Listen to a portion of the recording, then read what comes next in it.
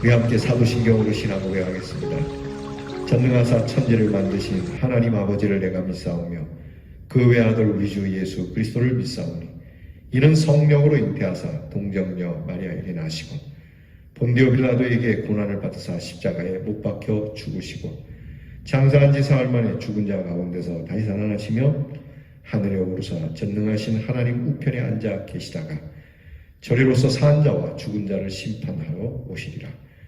성령을 믿사오며 거룩한 공회와 성도가 서로 교통하는 것과 죄를 사하여 주시는 것과 몸이 다시 사는 것과 영원히 사는 것을 믿사옵나이다.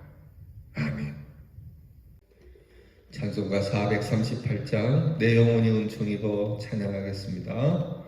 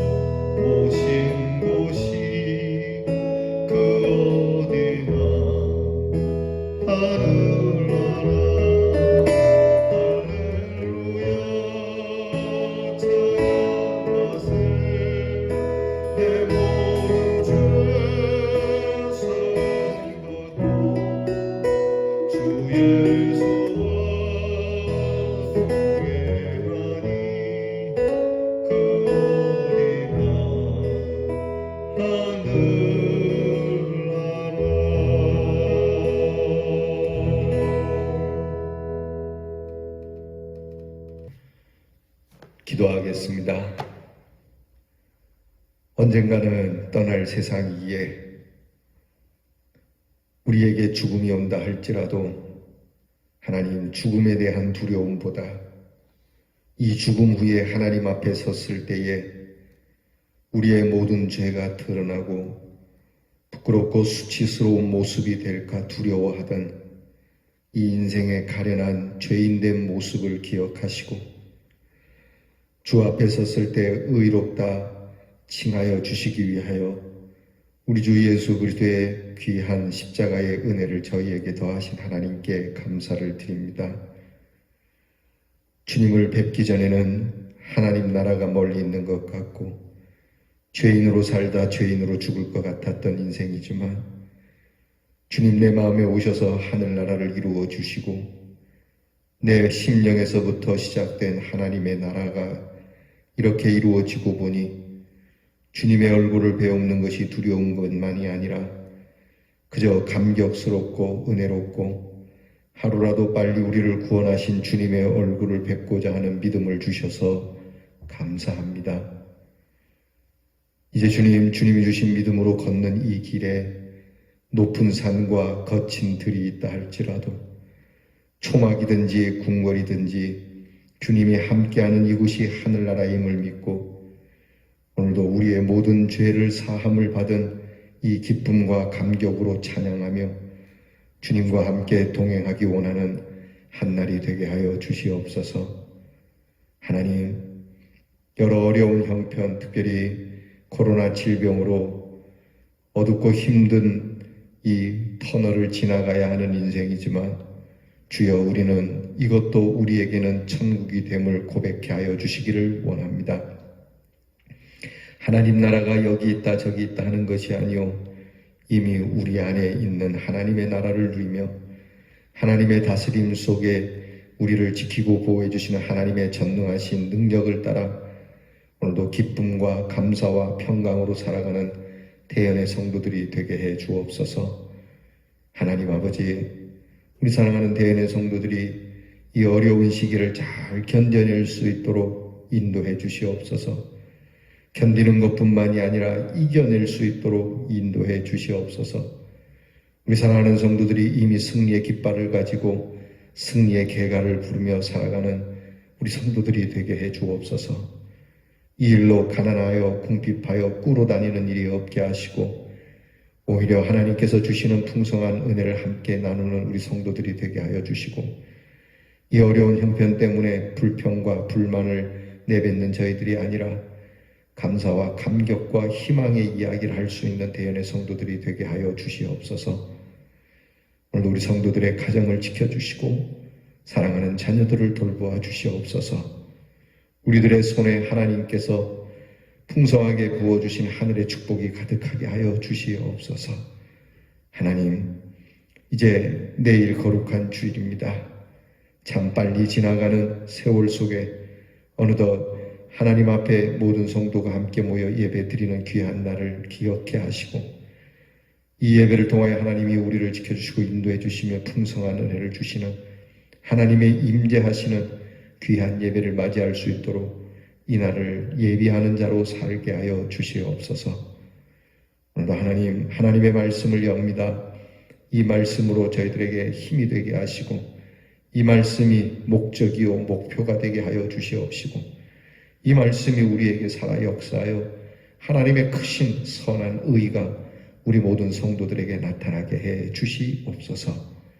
이 한 주를 지켜주신 하나님께 진심으로 감사드리옵고 예수님 이름으로 기도하옵나이다. 아멘. 오늘 우리가 함께 나눌 묵상의 말씀은 욥기 18장 1절로부터 21절 되겠습니다. 욥기 18장 1절부터 끝절까지 21절까지 저와 함께 같이 봉독하겠습니다. 수아 사람 빌닷이 대답하여 이르되 너희가 어느 때에 가서 말의 끝을 맺겠느냐 깨달으라. 그 후에야 우리가 말하리라. 어찌하여 우리를 짐승으로 여기며 부정하게 보느냐. 울분을 터뜨리며 자기 자신을 찢는 사람아, 너 때문에 땅이 버림을 받겠느냐. 바위가 그 자리에서 옮겨지겠느냐. 악인의 빛은 꺼지고 그의 불꽃은 빛나지 않을 것이요 그의 장막 안의 빛은 어두워지고 그 위에 등불은 꺼질 것이요 그의 활기찬 걸음이 피곤하여지고 그가 마련한 꾀에 스스로 빠질 것이니 이는 그의 발이 그물에 빠지고 올가미에 걸려들며 그의 발 뒤꿈치는 덫에 치이고 그의 몸은 올무에 얽힐 것이며 그를 잡을 덫이 땅에 숨겨져 있고 그를 빠뜨릴 함정이 길목에 있으며 무서운 것이 사방에서 그를 놀라게 하고 그 뒤를 쫓아갈 것이며 그의 힘은 기근으로 말미암아 쇠하고 그 곁에는 재앙이 기다릴 것이며 질병이 그의 피부를 삼키리니 곧 사망의 장자가 그의 지체를 먹을 것이며 그가 의지하던 것들이 장막에서 뽑히며 그는 공포의 왕에게로 잡혀가고 그에게 속하지 않은 자가 그의 장막에 거하리니 유황이 그의 처소에 뿌려질 것이며 밑으로 그의 뿌리가 마르고 위로는 그의 가지가 시들 것이며 그를 기념함이 땅에서 사라지고 거리에서는 그의 이름이 전해지지 않을 것이며 그는 광명으로부터 흑암으로 쫓겨 들어가며 세상에서 쫓겨날 것이며 그는 그의 백성 가운데 후손도 없고 후예도 없을 것이며 그가 거하던 곳에는 남은 자가 한 사람도 없을 것이라. 그의 운명의 서쪽에서 오는 자와 동쪽에서 오는 자가 깜짝 놀라리라. 참으로 불의한 자의 집이 이러하고 하나님을 알지 못하는 자의 처소도 이러하니라. 아멘. 엘리바스의 변론에 이어서 욥이 강하게 반발을 하자 수아 사람 빌닷인 이 친구가 욥에 대해서 아주 더 강렬하게 욥을 쏘아붙이고 있는 내용입니다. 이미 이들의 우정은 금이 갔고 이들이 위로하러 온 목적은 잃어버렸고 욥을 정죄하기에 지금 급급한 모습이 확연하게 드러나고 있습니다. 빌닷은 악인이라고 하는 그러한 그 존재를 이야기하는 듯 하지만 그 악인은 바로 욥이라고 하는 것을 아주 직설적으로 이야기하고 있습니다. 돌려서 이야기하는 것 같지만 우리가 오늘 성경을 읽었듯이 욥 보고 들으라고 하는 이야기죠. 오늘 성경 말씀을 보게 되면 빌닷은 욥을 아예 이렇게 정죄합니다. 21절에 뭐라고 하냐면 불의한 자, 하나님을 모르는 자, 이렇게 욥에 대해서 정말 무서울 정도로 정죄를 합니다. 일종의 마녀 사냥이죠. 빌닷의 얘기도 혹시 틀린 건 아닙니다. 악인은 그 덫에 걸리겠고 하나님으로부터 저주를 받게 될 것이고 그의 끝은 결코 흔적도 없이 사라질 거라고 하는 악인에 대한 심판, 틀린 것이 무엇이 있습니까? 그런데 하나하나가 진짜 욥이 들으면 정말 가슴 아픈 상처를 계속 찔러대는 이야기죠. 오늘 성경 말씀을 보면 집이 무너졌고 자식들은 없게 될 것이고 몸의 피부는 죽음의 사자가 와서 먹게 될 것이고, 여러분 이게 다 욥이 지금 현재 당하고 있는 모습인데 여기다 대놓고 이렇게 찔러대니 욥이 얼마나 아프겠습니까? 근데 오늘 빌닷의 이야기를 가만히 들어보면 욥은 이 인과 응보를 이야기하면서도 이 인과 응보가 운명적인 것이라고 이야기를 해요. 그러니까 지금 욥이 당하는 고난과 저주는 네가 불의한 자이고 하나님을 모르는 자에게 당하는 것인데 이것은 반드시 운명적으로 다가오는 거기 때문에 네가 지금 당하는 저주는 그대로 네가 불의한 자고 그리고 하나님을 모르는 자다. 딱 이렇게 아예 그냥 못을 박아버리는 겁니다. 근데 여러분 우리가 깨달아야 할 것이 이 고난이라고 하는, 고통이라고 하는 이 오늘의 욥의 이러한 형편들, 우리가 일종의 이 어려운 일들을 만나게 될 때에 이 고난이 까닭 없이 오는 경우도 있지만 그렇지 않은 경우도 있다는 걸 알아야 됩니다. 예를 들면 내가 잘못해서 고난을 당하긴 해요. 내가 실수하고 내가 범죄함으로 당하는 고난이 있는가 하면 정말 알 수도 없게 전혀 상관도 없이, 예를 들면 이제 아이가 학교를 갔다 오다가 그 음주운전 한 사람에 의해서 이렇게 죽게 되지 않습니까? 죽는 이런 교통사고가 있지 않습니까? 여러분 이 아이가 뭘 잘못했죠? 이 아이가 악인입니까? 하나님을 모르는 사람입니까? 그렇지 않은 겁니다. 그러니까 이런 고난도 있고요. 또 하나는 이 멀쩡히 있는 사람을 의도적으로 이 사람에게 고난을 주는 그런 못된 자에 의해, 악한 자들에 의해서 고난을 받는 일들도 있어요. 이 사람은 착한 사람이에요. 그런데 이 사람을 죽여버리려고 또는 이 사람을 해코지하려고 이렇게 고통을 주는 일도 있다고요. 그리고 또 하나 마지막으로는 이 고통을 사서 하는 사람이 있습니다. 예수님도 그랬고 우리 바울 선생님도 그랬고 믿음의 사람들이 복음을 전하기 위해서 감내하고 감당해야 되는 어려움을 알면서도 그렇게 그 고난 속으로 뛰어들어가는 것이죠. 예수님께서 우리를 구원하심에 십자가를 지실 걸 아시면서도 들어오신 것이죠. 그래서 어떤 좀 불안무식한 사람은 예수님은 자살했다 이렇게 얘기를 해요. 왜 자살했냐 했더니 그렇게 하면 십자가를 질 걸 알면서도 일부러 갔으니까 피할 수 있었음에도 불구하고 십자가를 애써 받았으니까 그건 자살이 아니고 뭐냐 이렇게 이야기를 하죠. 여러분 이게 참 무식한 사람의 이야기죠. 예를 들어서 이제 불이 난 집에 그 부모가 이렇게 빠져나왔는데 보니까 아이가 못 나왔어요. 그래서 그 아이를 건지려고 다시 불 속으로 들어갔어요. 자, 여러분, 이 부모가 아이를 구하려고 불 속에 들어간 이 일을 두고 부모더러 자살했다고 얘기할 수 있겠습니까?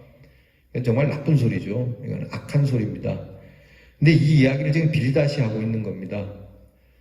지금 욥은 자기도 모르는 까닭 없는 고통, 사람이 죽을 수도 있고 병들 수도 있고 또 망할 수도 있는 거지만 이게 순식간에 다가오는 거, 그리고 견딜 수 없는 저 심령으로부터 오는 그 진한 고통을 하나님 앞에 정말 알게 해달라고 몸부림치면서 내가 뭘 잘못했는지 깨닫게 해달라고 외치고 있는 이 욥에게 이런 인과응보적이고 운명적인 이 고난의 결과를 두고 욥더러 불의한 자다, 하나님을 모르는 자다라고 어떻게 그렇게 얘기를 합니까?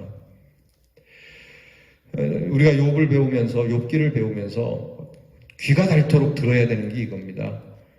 결과만 놓고 이야기하지 마라. 여러분, 우리는 잘 알지 못하는 고난과 또는 고난을 사사하는 사람들에 대해서 우리의 입을 함부로 놀려서는 아니 될 것입니다. 결국은 이 빌닷의 얘기도 다른 친구들과 다를 바가 없습니다. 하나하나 좀 더 강하게 이야기를 하지만 결국 자기 논리를 펴려고 하는 이야기죠. 그러니까 자기는 깨닫고 있는 게 많고 자기는 아는 것도 많다. 심지어는 이 빌닷이 욥을 이야기하지만 나머지 세 친구들보다도 약간은 내가 더 많이 아는 것처럼 이야기하는 단어가 나와요. 그게 2절에 나옵니다. 2절에 보면 너희가 어느 때 가서 말의 끝을 맺겠느냐. 자, 이 결론을 내려야 되는데 너희가라고 하는 것은 욥과 더불어서 친구 모두를 이야기해줘. 그러니까 너희가 말하는 그 모든 말의 결론을 내가 내려주겠다는 거겁니다. 이 장면 오만하고 교만한 이야기죠. 결국 빌닷도 욥의 고난을 두고 자기가 우위를 차지하려고 하는 이런 악함이 있는 겁니다.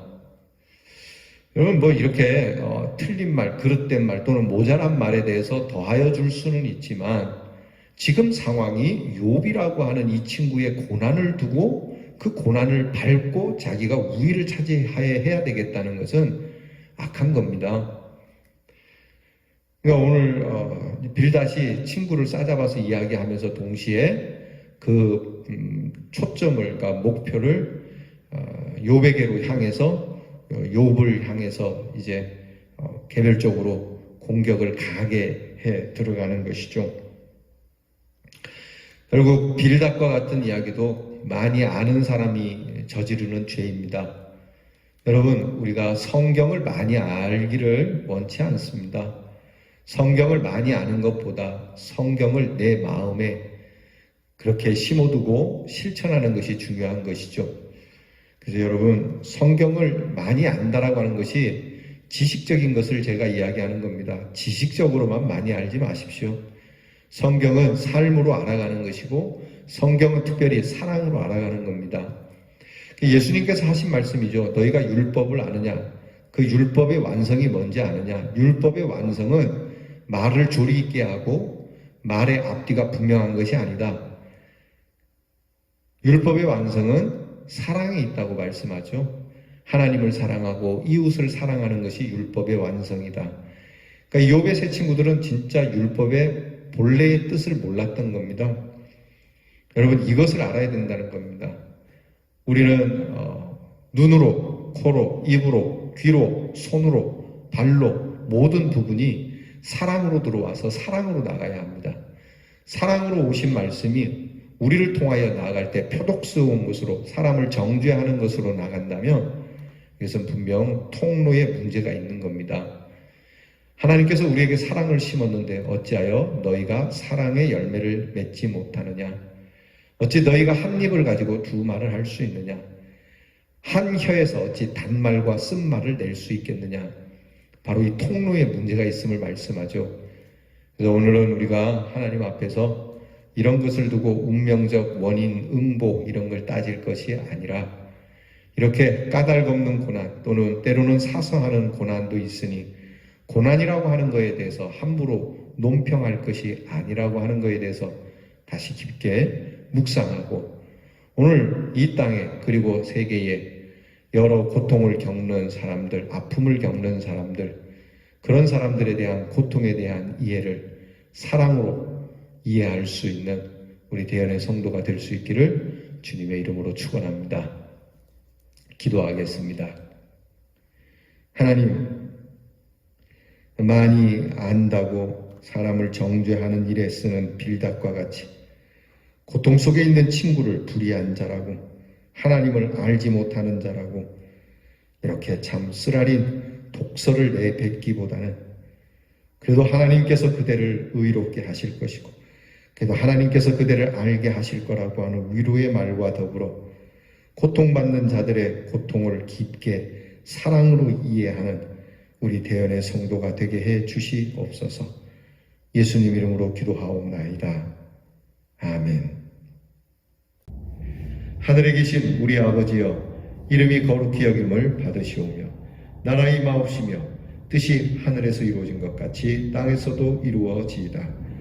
오늘날 우리에게 일용할 양식을 주옵시고 우리가 우리에게 죄 지은 자를 사하여 준 것 같이 우리 죄를 사하여 주옵시고 우리를 시험에 들게 하지 마옵시고 다만 악에서 구하옵소서. 대개 나라와 권세와 영광이 아버지께 영원히 있사옵나이다. 아멘.